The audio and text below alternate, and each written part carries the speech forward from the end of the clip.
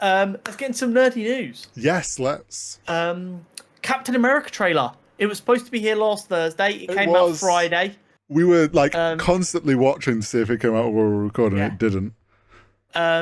It's a solid trailer. It gave me such not Falcon and the Winter Soldier. It gave me such Captain America Winter Soldier vibes. It really did, and it's like it felt like a solid Captain America film again. Just that Yes. vibe. It really did, and I think obviously it's hard to tell through a trailer, but the tone that they were like trying to get across with what why am I Sam Yeah. is gonna have to compete with being Captain America, and this constant like comparison to old Captain America. Like we can see where the tone of this film is going to be going.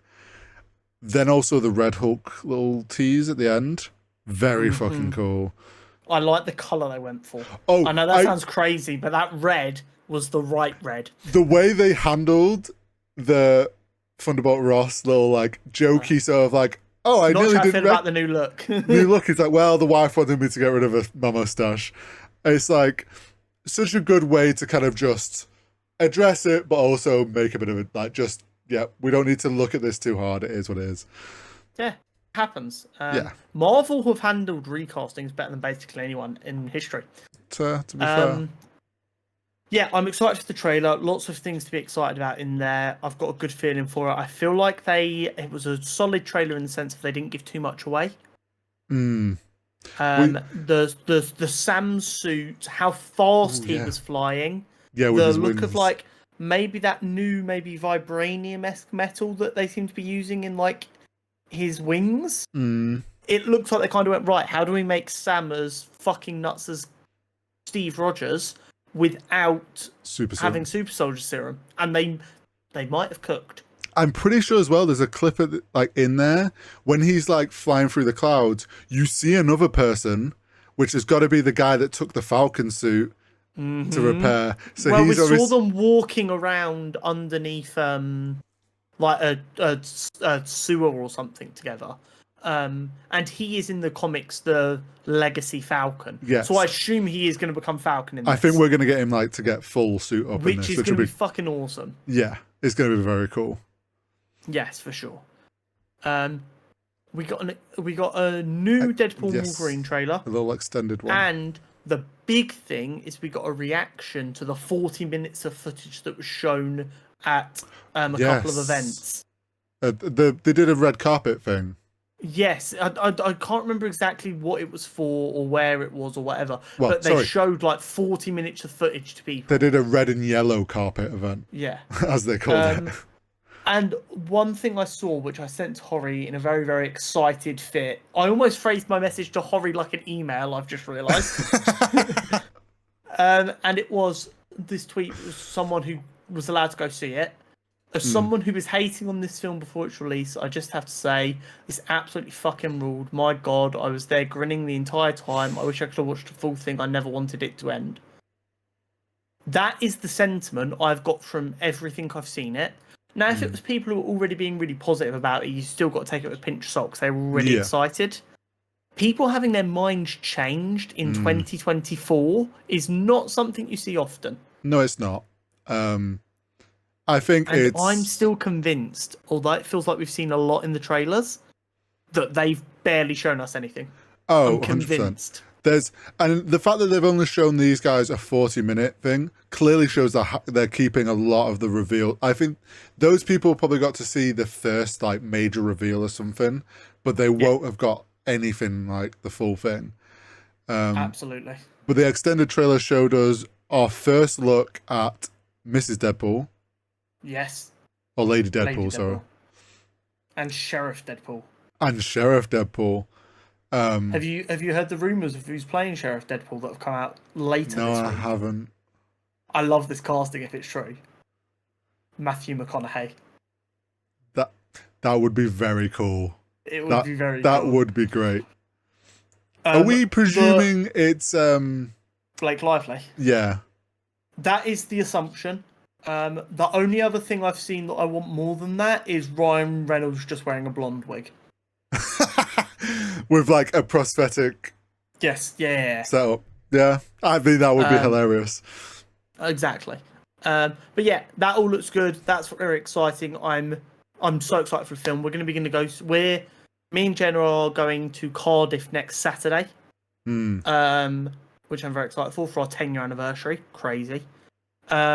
So on Friday night before we go, we're going to go to the cinema to watch Deadpool and Wolverine. So that I don't have to worry about spoilers over the weekend or anything. That's valid. So that I'm very excited for. Yeah, I think this film's gonna have us way back on track with Marvel. More exciting news. Teenage Mutant Ninja Turtle Mutant Mayhem, the animated Teenage Mutant Ninja Turtle film we got last year? 6 months ago, maybe? Yeah, whenever it was. Which we loved. We thought was amazing. The style was really fresh, good. the story was great, so much fun. The sequel has now been fully storyboarded and it's making really solid progress. I love it. They teased that it's already got a title, but they can't give it away because that might spoil a bit too much. Which is kind of hype. I imagine it's got something to do with Shredder in the title. I mean, we got the reveal at the end that he's there, so it's got to be. Now this news is a bit controversial, which is interesting. Yeah. So Joe and Anthony Russo are back at Marvel, apparently directing the next 2 Avengers movies, according to the Hollywood Reporter. And in the article that Deadline put out, they also claimed that isn't all they've been brought back to do, and they're going to have other so there's like other headlines saying that they're in discussion or at the table discussing with Marvel about the Avengers films and other future projects. Yeah. Based on the scattering of articles, my best guess is they are locked in for the 2 Avengers films. And the negotiations are about these further responsibilities. A lot of people are misunderstanding what's happened in this process, though, because a lot of people have said, "Well, why are they coming back now? Is it because they've had a couple of flops?" And actually, they said straight away, "We'd happily come back and do more." And Marvel were like, "We're going to have a look at some other directors and see what we think." Yeah. And then they've gone, "There's no one else that really we want to work with or makes sense or wants to work with us. Do you guys still want to do it?" And they've gone, "Yeah, absolutely." End of the day, Joe and Anthony Russo have not missed for Marvel. No, they haven't. See, this is what we do need to prepare for a load of people all of a sudden coming out of the woodwork and claiming they never liked any of the Russo brothers films. Yeah, we are. I think it's going to happen. It's going to be it's a combination probably for Kevin that they were looking, like you said, they said they wanted to look at other options because at that time Marvel was originally trying to like diversify directors a bit. I think probably a combination of issues with the Blade director and issues with other things like having to do with the Daredevil rework and stuff. Kevin's kind of gone, and now this idea that we are expecting that we're getting a soft reboot now and a bit of a new direction with the fact that Avengers 5 is no longer being named Kang Dynasty and all that mess. Or it might still be. I think we need to wait till San Diego Comic-Con's done. I agree. To know for sure. I agree. But like this rumor that's kind of floating around, Kevin maybe then going, I think what we need to get back on track is a bit of stability that he knows he can trust and is like solid choices, and going back to the Russo brothers. And like you say, they haven't missed for Marvel. All the Marvel films they have done, I mean, 2 of the best ones had multiple heroes, had to manage those multiple heroes on screen and give like a very impactful plot. Like they know what they're doing with like the Avengers films. So to trust them with Avengers 5 and Secret Wars, I think is a very solid choice. I do think it's important for them to Avengers films to be the same director. Yes. The only other director I'd trust to direct both of them is Sam Raimi. And he's doing Doctor Strange 3, potentially on Midnight Suns, and who knows, he might get asked to take over Blade as well. Yeah. And Sam Raimi works much better in a kind of creepy horror sphere. So when you've got them projects there, let him focus on them. Well, and also I agree with the soft reboot coming up. It makes more sense to go Russo's, finish this era of the Marvel so it feels consistent. Yeah. And then we can go back to trying some fun stuff or some different stuff. I shouldn't say it's not fun, because the Russo Well, brothers will yeah, make it fun. even if it's like they realize that, okay, we'll keep the Russo brothers doing the Avengers stuff and that stuff, because then it all, like, that main storyline moving through feels the same. And now they've got the Marvel Spotlight and all this other stuff, they can have fun in those places. Exactly. I think it's a good thing. We'll wait, like you say, we wait and see for San Diego Comic-Con. Yeah. It'd be pretty cool if, like, they come out on stage and they announce the title for Avengers 5 or something. Yeah. I'm not sure if they're a good decision, but I'm confident they're not a bad decision, if that makes sense. Yeah. I think at worst they'll be average and they won't make a film worse just by being there, which some directors definitely could do, unfortunately. Agreed. This is a fun one from the In Schneider. Robert Downey Jr. is rumoured to return to the MCU as a Tony Stark variant who's become Doom. Now, I want to question, has this come out after the whole Russo Brothers stuff? Around the same time. Does it not feel a bit like people are like, oh, we know RDJ has talked about he'd love to come back. Russo Brothers come back. They worked with, like, maybe we can kind of spin this rumour that this is all happening. Yeah. The In Schneider's pretty good for not reporting stuff that doesn't have, like, some decent weight to it. He's been pretty spot on with stuff. Again, this is an idea that's being thrown about. It might have been ditched, and it's just like that part of the news hasn't made it out. For a cameo, this would be cool. I just don't know how you make it make sense in a bigger film. But I think it would be fucking awesome. Do you know what could, like, if they wanted to do this, and I think, like you say, it being like a cameo or maybe like a Doctor Strange situation where we got like a variant of characters, you could have it knowing that the Fantastic Four is in an alternate universe, timeline, however you want to word it. And we're presuming that they're going to end up somehow connected to the main one. What if it is in their world, Doctor Doom is already about and is Tony Stark, but then when they move over to the main timeline, we get a new actual Doctor Doom. Yeah. Do it that way. It's completely possible. I'm really curious to see if there's any water in this theory and how it goes from there. Stunning news.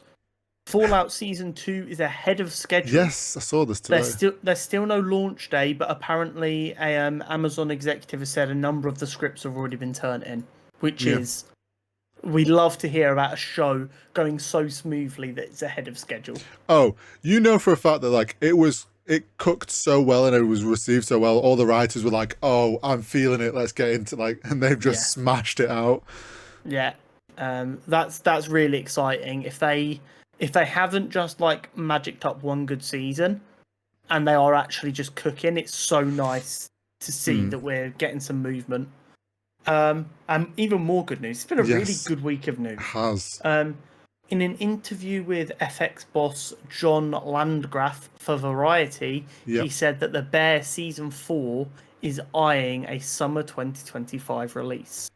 Which is very positive. I want it now. We want it now, but considering at one point, so originally it was meant to be filmed straight after Season 3, so they were expecting it to be pretty quick turnaround. And then it was like, oh, yeah, they haven't managed to do that. So everyone was kind of like, okay, we're going to have to wait a while again. For them to be like, no, the hope is it's still coming summer, I think is really good. I'm fine with it being like a year between seasons. Sure, would I love it in 6 months' time? Yes. But if they need a year to cook up another season as good as Season 3, I'm okay with that. Well, even if it comes out summer 2025, I'm pretty sure that's 4 seasons in just less than 3 years. Yeah, it's pretty fast. Which is unheard of in the modern day. Also, like, we know, I think it was when we discussed Season 3, we said we're worried. Hopefully they don't try and turn it into more than just this story. Mm-hmm. They have said, like, they don't have, like, they're not making this show as in a, how many seasons is this show? They have said, like, we are writing a story. When the story's done, it's done. Like, there is no, we will do as many seasons it needs to tell this story that's going on. Yeah. They won't do it for, which I think is really good. I'm glad that they're not going to try and spin it into this bigger thing than it needs to be just because it's being successful.